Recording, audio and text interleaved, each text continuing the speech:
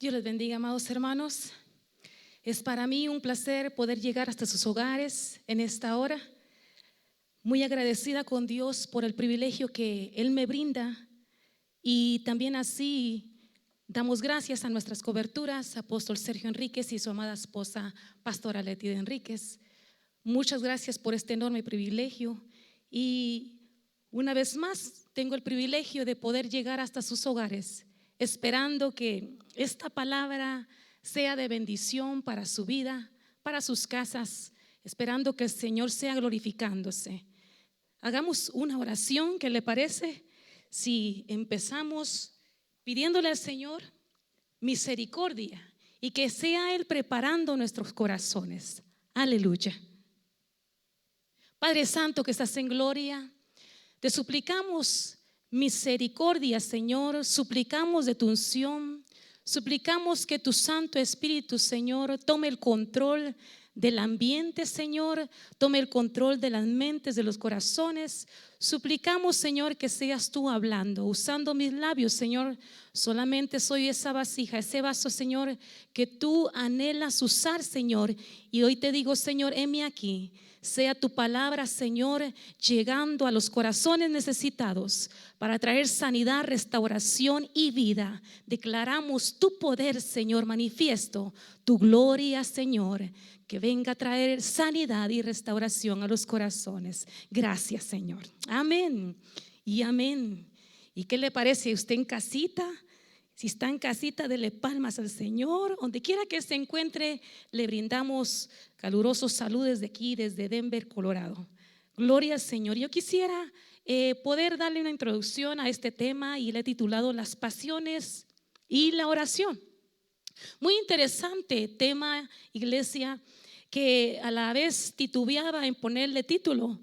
No sabía ni dónde empezar. Créame que fue la misericordia del Señor. Pero como otras veces hemos hablado acerca de la oración, esta no será la excepción. Entonces quisiera trasladar esto a su vida. Fíjese, iglesia, que estaba estudiando acerca de la oración, y vemos en la palabra siervos que clamaron. Vemos oraciones que fueron contestadas y oraciones que no fueron contestadas. Y muchas veces decimos, si yo ayuno cuántos días, tales días, el Señor va a responder a esa súplica. Si yo me meto en oración y busco de la presencia del Señor, el Señor va a responder. Entonces empezamos a pensar de acuerdo a nuestro pensar, ¿verdad? De que si hacemos tal cosa, el Señor va a responder a cada petición. Pero fíjese, iglesia, estudiando este tema, el Señor me cambiaba todo el panorama.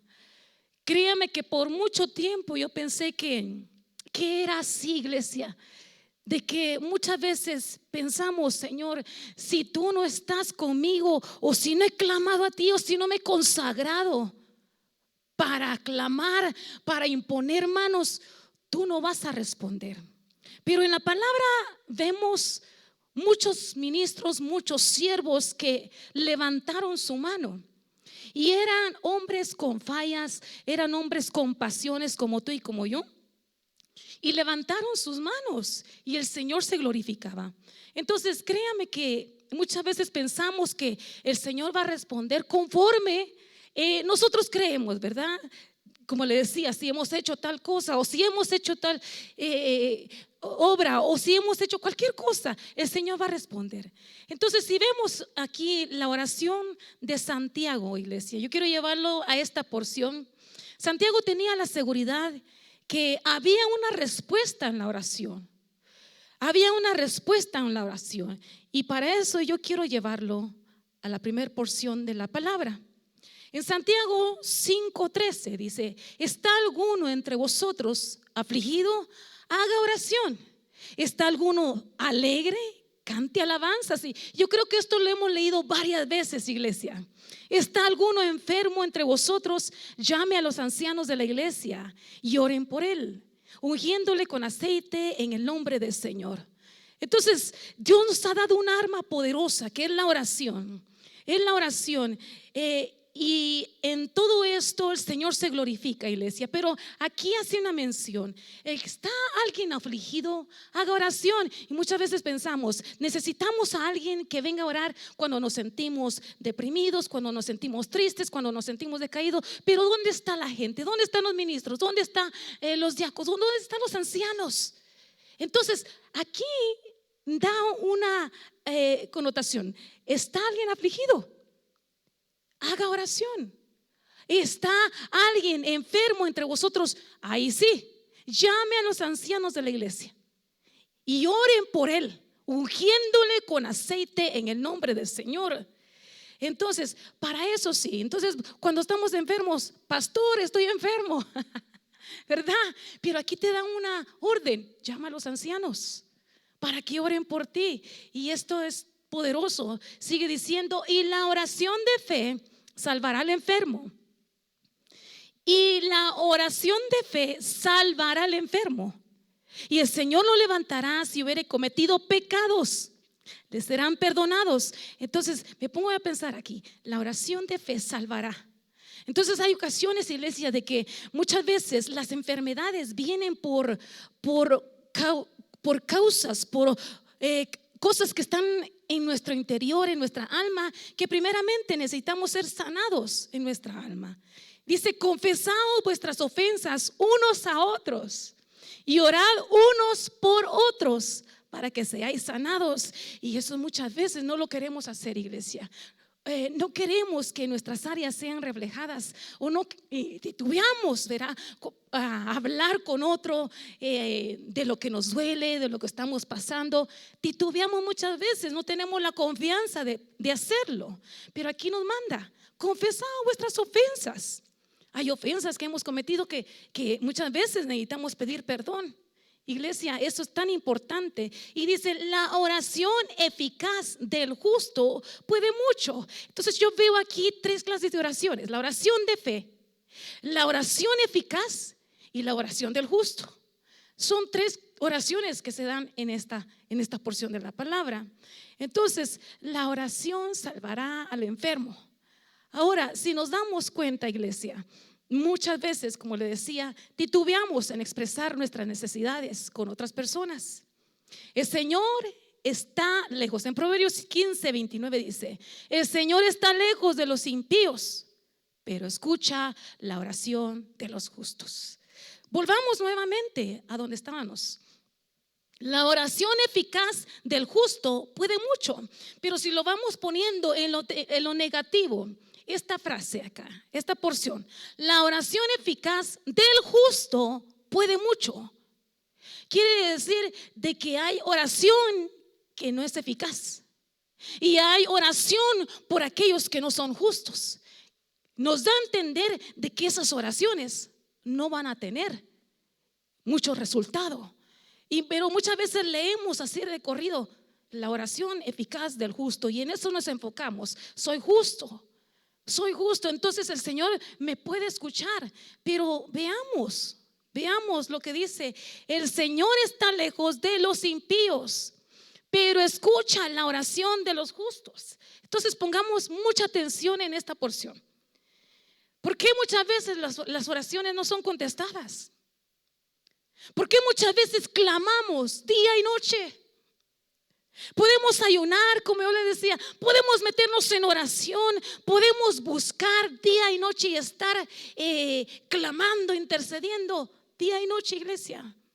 Pero aquí llama la atención: escucha la oración de los justos. Entonces veamos qué es un justo. Y esta definición la encontramos en la palabra griega en el diccionario Tugi. Dice: justo quiere decir alguien recto, alguien bueno, íntegro, aprobado, propio, justo, correcto, acepto ante Dios, honesto, honrado.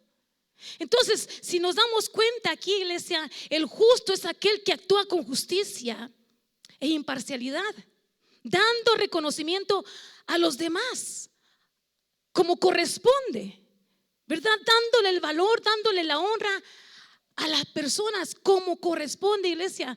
Pero muchas veces, como le decía, clamamos misericordia, clamamos en oración. Pero será, o sea, yo quiero llevarlo a que escudriñe su corazón. ¿Verdad? ¿Será que estamos dándole el valor? ¿Será que estamos dándole la honra a quien honra merece?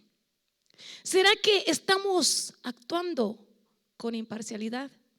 ¿Será que estamos dando reconocimiento a los demás tal como ellos merecen? ¿O estamos tratándolos de acuerdo su imagen, de acuerdo su apariencia, de acuerdo su estudio? Y así somos nosotros los seres humanos. ¿Tienes valor? ¿Cuán estudiado eres? Y ese es el valor que tú le das. Pero si vemos a alguien que no es estudiado, de que ni fue a la escuela, este no vale nada, ¿verdad? Así es el ser humano. Entonces, ¿será que estamos obrando con justicia, iglesia? Yo quiero llevarlo profundo a esto, porque muchas veces las oraciones no son contestadas porque el Señor no ve justicia, no ve personas justas en el cual dirá el Señor: Señor, voy a atender a su súplica. Donde dice nuestro Señor: voy a atender, voy a bajar y voy a poner oído a la petición de mi hijo. ¿Por qué? Porque es justo.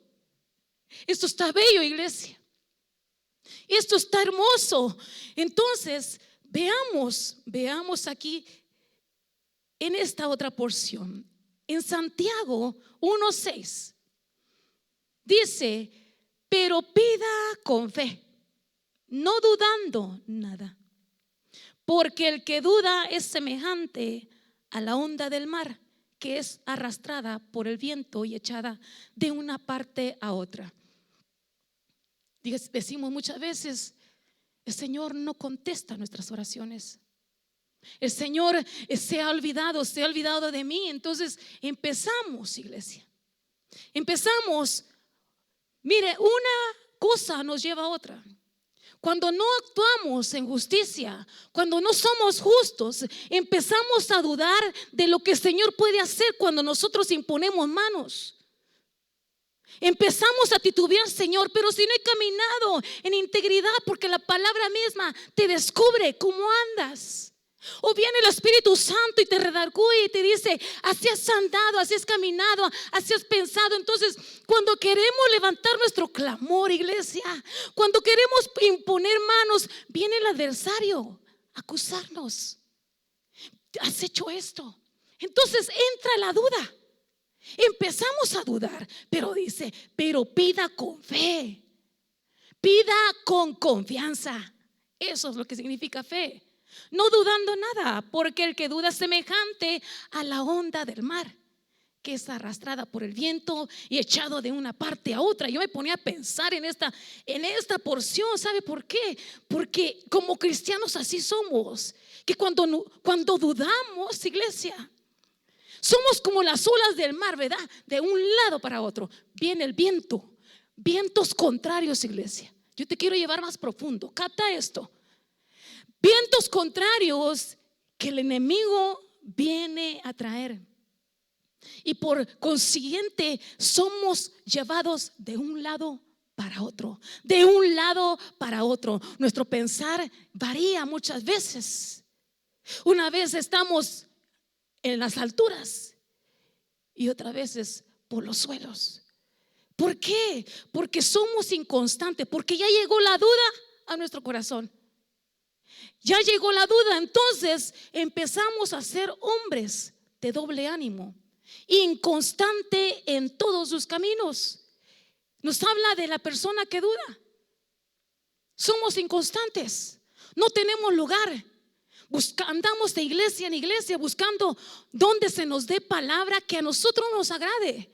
Pero ¿qué pasa? Empezamos a excusarnos cuando no admitimos: sí, yo dudé, estuve falta de fe. ¿Por qué no nos escudriñamos y decimos: soy yo, Señor, me faltó fe? Señor, perdóname, mengué en mi fe, mengué en mi confianza para contigo. Pero reconocer, ¿verdad? De que somos de doble ánimo y Señor, ten misericordia. Es de rogar misericordia, iglesia. Entonces, ¿por qué no nos acercamos con confianza? Porque dudamos muchas veces. Porque muchas veces nuestra mente, iglesia, es bombardeada. Porque hemos sido alimentados por pasiones. Muchas veces pueden más las pasiones. Muchas veces pueden más las seducciones que vienen a dardearte. El enemigo viene a dardearte que cuando tú quieres levantar manos y te acusa. Entonces empieza la duda. Dudamos porque somos seducidos. Dudamos porque el enemigo viene a acusarnos continuamente. Sigamos acá. Dice, hablemos un poquito de Elías. En Santiago 5:17, y ahí vamos bajando en esa misma porción de la palabra que le leí al principio. Dice en el capítulo 5, versículo 17: Elías era hombre, repita conmigo si está en casa, sujeto a pasiones semejantes a las nuestras. Y oró, aleluya. Oró, no solamente oró, sino que oró fervientemente para que no lloviese, y no llovió sobre la tierra por 3 años y 6 meses. Y otra vez oró, el cielo dio lluvia y la tierra produjo su fruto. Entonces, iglesia, ¿a dónde vamos con eso? ¿Por qué no tenemos confianza al pedir? Cuando enfrentamos nuestras pasiones y no tenemos confianza al pedir en la oración, es como venir a recordar cuántas fallas tenemos, cuánto le hemos fallado al Señor. ¿Sabe una cosa, iglesia? Yo quiero llevarte que te enfoques en esta porción de la palabra, porque en esto me quiero basar más. Dios sabe, iglesia, que tenemos fallas. Dios sabe que somos hombre de pasiones, somos polvo. Pero sabe una cosa, Elías pudo superar estas pasiones. No le estoy diciendo de que el Señor te va a responder cuando estés en pecado y peques deliberadamente. No, no es eso. Pero reconocer tus fallas, pedir perdón, pedirle misericordia al Señor. Miren lo que pasaba con Elías. Amedrentado por una mujer. Lo hace huir. Lo hace huir, iglesia. Entonces, pero iglesia, mire lo que dice aquí. Era hombre sujeto a pasiones semejantes a las nuestras. Y oró. ¿Sabe cuál es el grave error? Nuestro grave error. ¿Por qué las oraciones no son contestadas? Y aquí le va.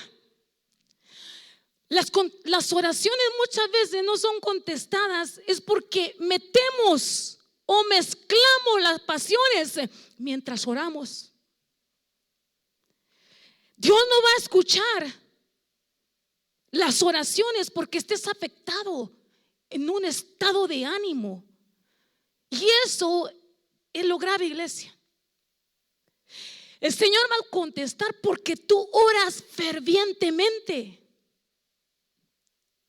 El Señor no te va a contestar por tu estado anímico, sino por lo que yo estoy creyendo, sino porque yo sé que tengo un Dios poderoso. El Señor conoce que tengo fallas. Yo creo que no hay nadie, ¿verdad? O sea, somos cristianos y pensamos que somos cristianos y somos cañones y sin fallas. Y así piensan muchos afuera, ¿verdad? No me convierto, no voy a la iglesia. Voy a empezar a ir a la iglesia y me voy a convertir cuando sepa yo de que voy a estar recto delante del Señor. Eso nunca va a pasar. Eso nunca va a pasar. ¿Y qué de aquellos que son enviados a orar por otros? Que son enviados y le viene contigo alguien y te dice: ore por mi hermano que estoy pasando por un desierto. ¿Y qué decimos nosotros? Ay, dice uno entre dientes, ¿verdad? Y dice: Señor, pero ni he orado. Espéreme, hermana, voy a orar por usted mientras me meto unos 5 días de ayuno, ¿verdad? Y así pensamos. Así pensamos de que el mar se va a abrir porque nos metamos en oración 40 días y 40 noches. Y así pensamos, iglesia. ¿Qué le dice el Señor a Moisés? Levántate, camina. Y no dijo Moisés, espérate, Señor, espérate, voy a orar un ratito. Me pongo a pensar en esto, ¿verdad? Y así usó varios siervos. Moisés, que mató a un egipcio. Y entonces venimos delante de la presencia. ¿Usted ha matado a alguien, iglesia? Probablemente sí, pero siéntate perdonado. Pero fíjese, a pesar de todo, el Señor tuvo misericordia. El Señor tuvo misericordia de Elías, iglesia. Entonces dice, y otra vez oró, y el cielo dio lluvia. Pero era hombre de pasiones. Y la tierra produjo fruto. Levantó sus manos, dijo, no va a llover. Y cuando él levantó las manos otra vez, sí, que descienda la lluvia. Pero era hombre de pasiones. Yo me pongo a pensar en esta porción de la palabra. ¿Será que viene Elías y como saco, ¿verdad? Se quita las pasiones y empezamos a hacer sanidades? No. De esa manera no es como obra el Señor. El Señor conoce. Ahora, ¿qué son pasiones? Una pasión. Y esta la encontramos. Es la palabra griega que quiere decir homoipates. Palabra griega 3663, que quiere decir sentimientos o afectos. Es un sentimiento vehemente, capaz de dominar la voluntad y perturbar la razón, como el amor, el odio, los celos, la ira o la ira intensos. Entonces, sentimientos de amor vehemente, especialmente manifestando en el deseo sexual. Seguimos. Son sentimientos o afectos o una emoción, un anhelo, un deseo desmedido. Es poner el corazón en algo, sea bueno o malo. Es tener deseos hacia el placer. Y yo creo que todos somos hombres y mujeres con pasiones. Todos somos hombres y mujeres con pasiones. Porque la pasión siempre la malinterpretamos, ¿verdad? Hacia el pecado. Pero somos hombres y mujeres llenos de pasión. Llenos de pasión. Usted va a un juego de fútbol, usted se emociona, usted tiene pasión. Viene al servicio y anhela estar delante de la presencia del Señor. Eso es pasión. Y se derrama clamando misericordia. Señor, te necesito. Eso es pasión. Todos experimentamos pasiones.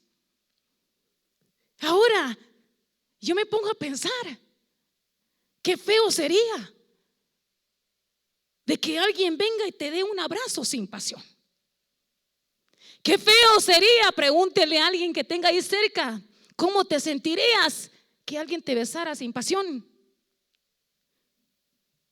Me da un beso de una madre hacia un hijo, tiene que llevar pasión, tiene que llevar amor.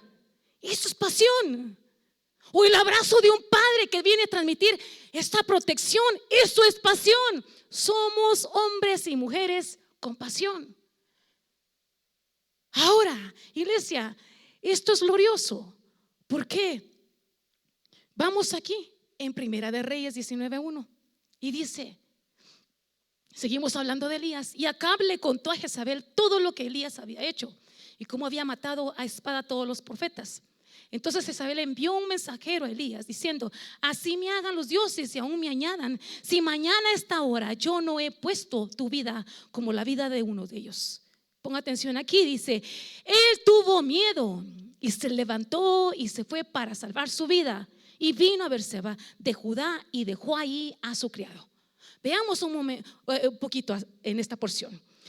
¿Cómo es de que Elías, siendo usado por Dios, que cuando él clamaba cosas poderosas sucedían?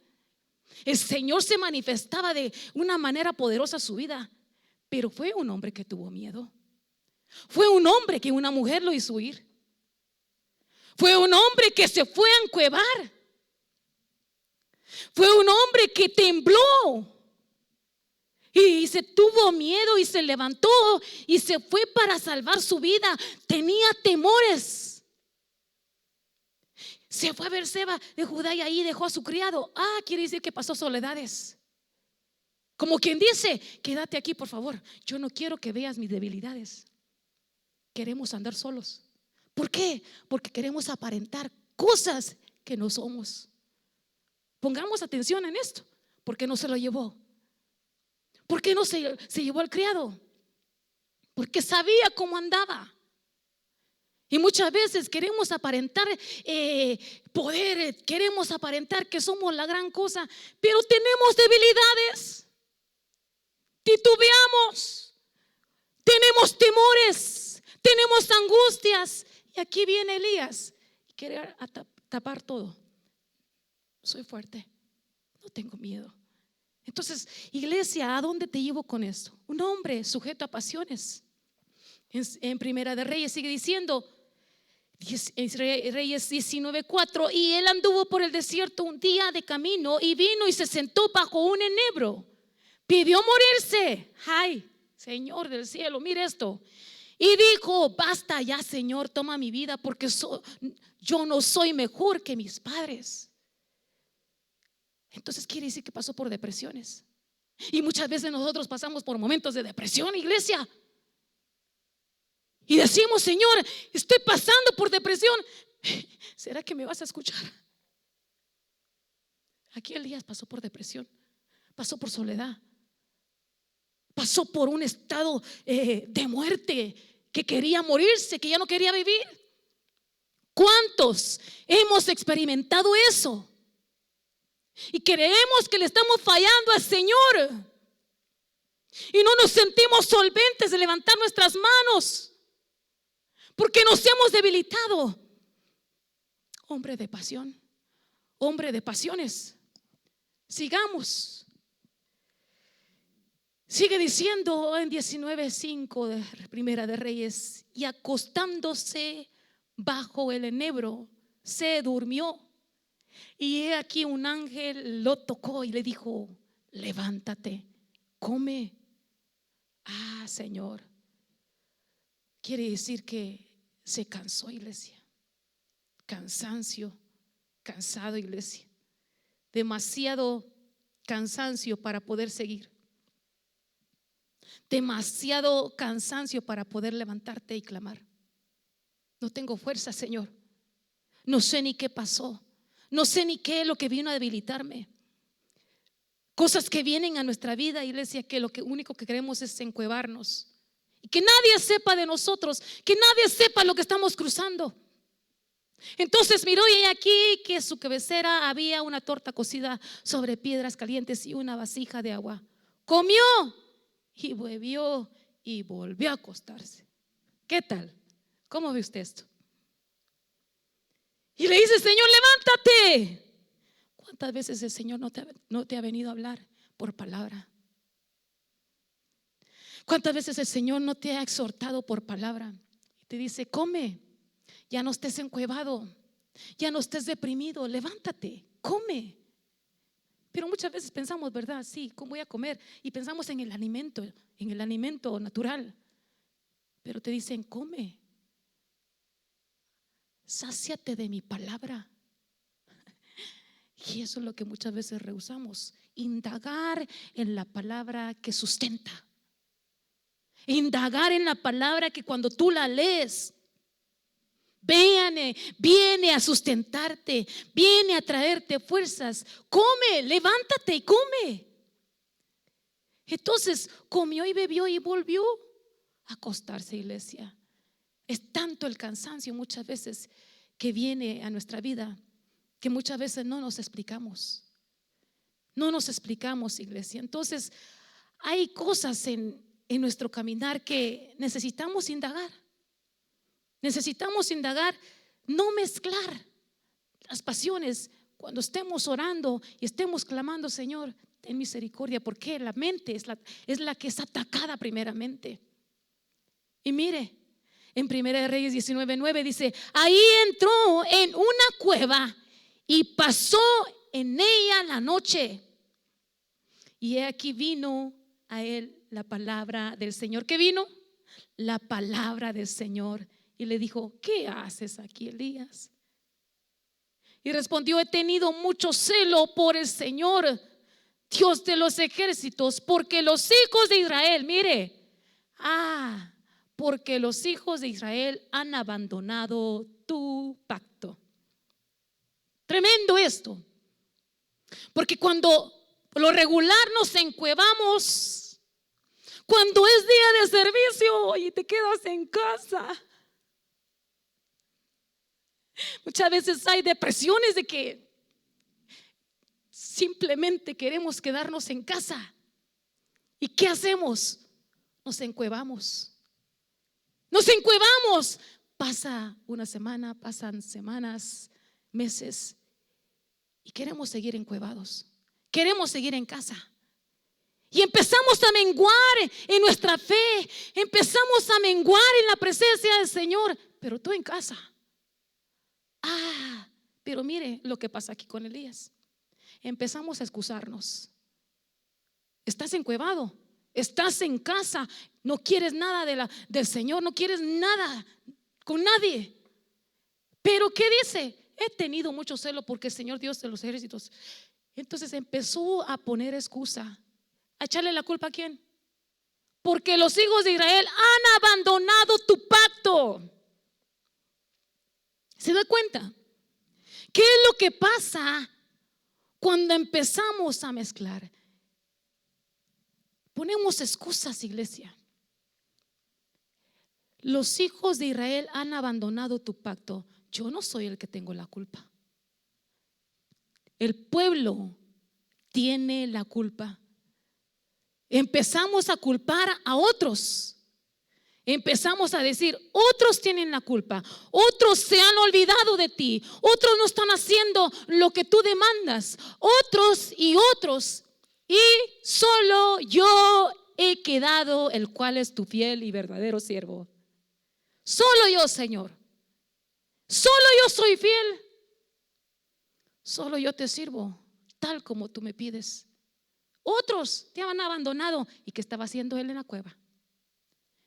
Pero se da cuenta, esto es tremendo, pues, porque empezamos a poner excusas, pero no indagamos. ¿Cómo estoy yo? ¿Será que me falta? ¿Será que me falta? Sigamos, iglesia. Esto es poderoso. Hombres de pasiones. Ponga atención y si quiero leérselo una vez más. Elías era un hombre de pasiones semejantes a las nuestras y oró como fervientemente para que no lloviera. Y no llovió sobre la tierra por 3 años y 6 meses. Y otra vez oró y el cielo dio lluvia y la tierra produjo su fruto. Pongamos atención.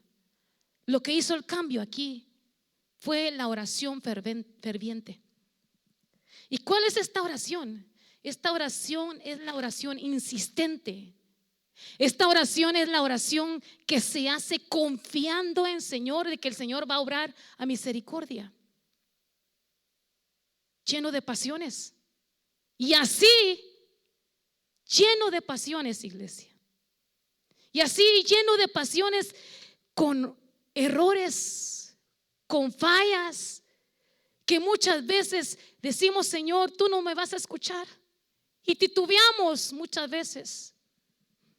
Pero mire, hacía caer fuego del cielo, hacía descender lluvia del cielo, se montaba en torbellinos, imagínense, y habría jordanes con pasiones. Entonces, ¿cuál es el grave error que muchos hemos cometido? Como le decía, de que hemos mezclado nuestras pasiones cuando vamos al altar o cuando vamos a orar. Y esto impide muchas veces que el Señor nos escuche. Ahora, si nos atrevemos a orar con fe, fervientemente, iglesia, confiados que Él escucha, confiados que Él está atento, que podamos levantar nuestras manos con sinceridad, que podamos levantar nuestras manos sabiendo que Él escucha, que podamos levantar nuestras manos sabiendo que el cielo se va a abrir a favor nuestro.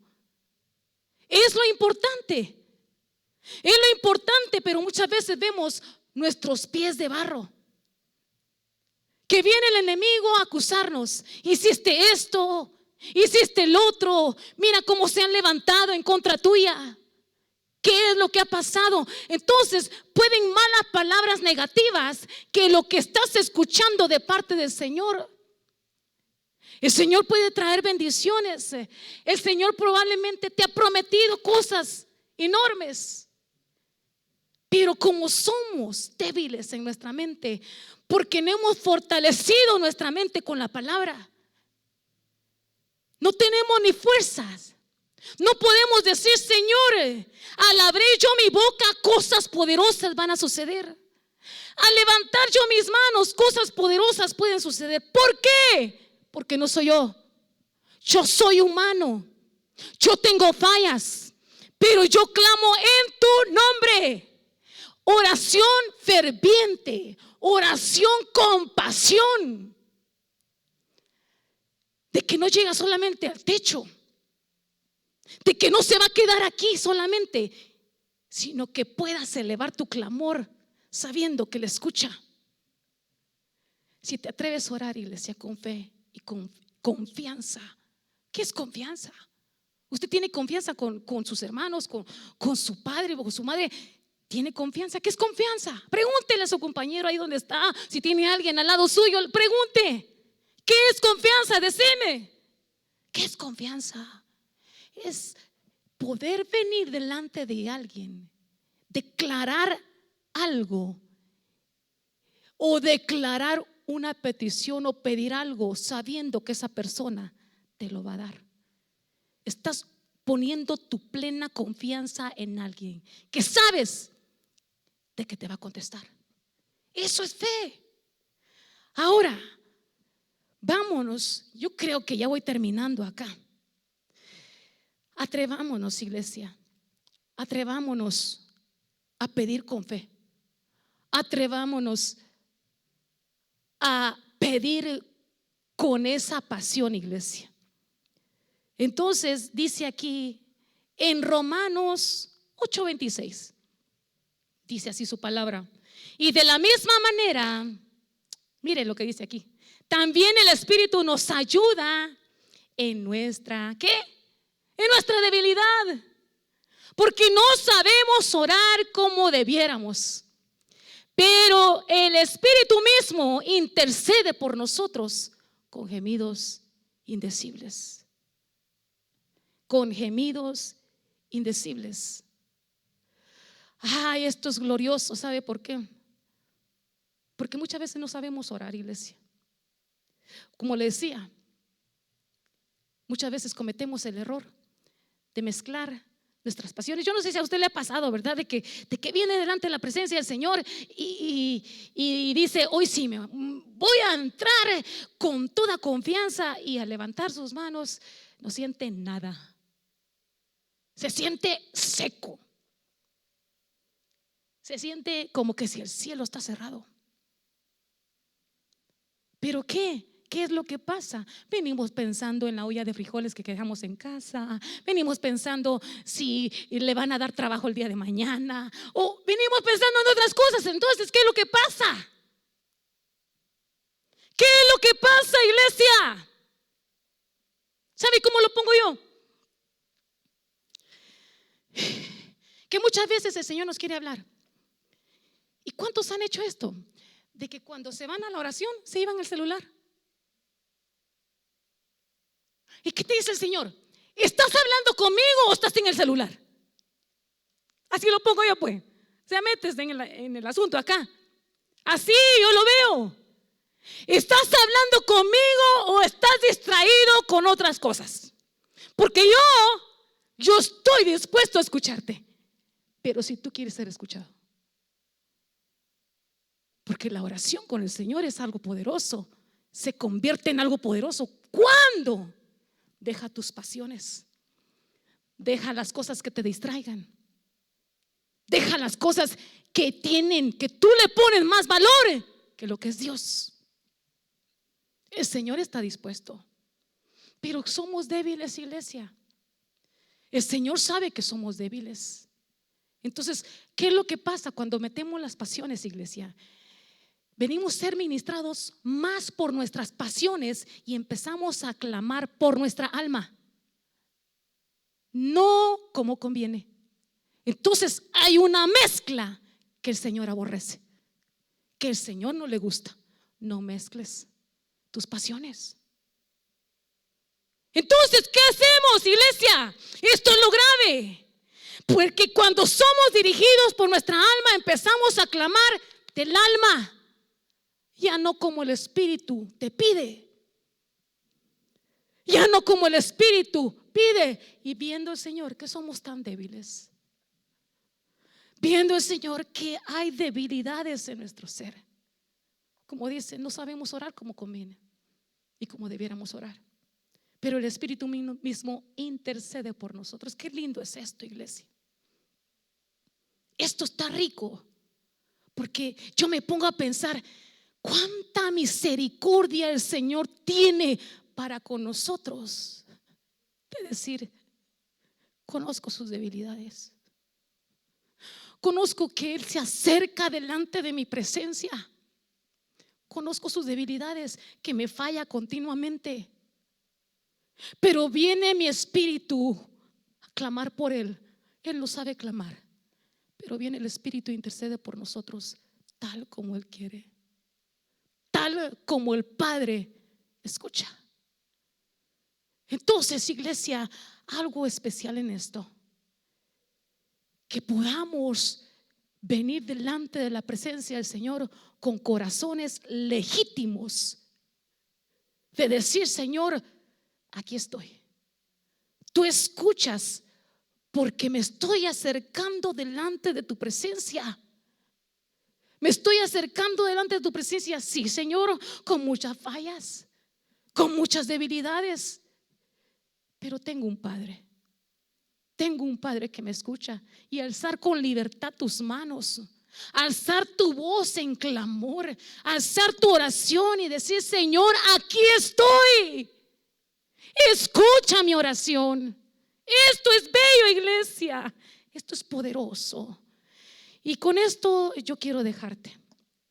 Que sea el Señor redarguyendo nuestro corazón, que sea el Espíritu Santo encargándose de aclarar nuestras mentes, que cada vez que nos acerquemos a Él, sea con esa convicción que Él escucha. No nos sintamos acusados, porque vemos un Elías, vemos un Moisés, vemos a un Saulo, vemos a varios ministros. No te sientas acusado. El Señor te escucha, siempre y cuando hagas tu oración fervientemente, con confianza, sabiendo que tienes un Padre quien te escucha.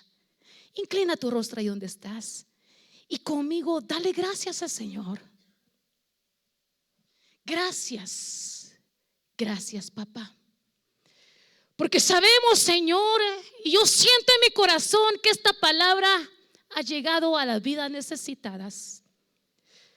Yo en esta hora, Señor, suplico que sigas revelándote a cada uno de tus hijos, de tus siervos, Señor, que anhelan buscar de tu presencia, pero por alguna razón se han sentido acusados, tormentados en sus pensamientos, Señor, y que no se sientan aceptados.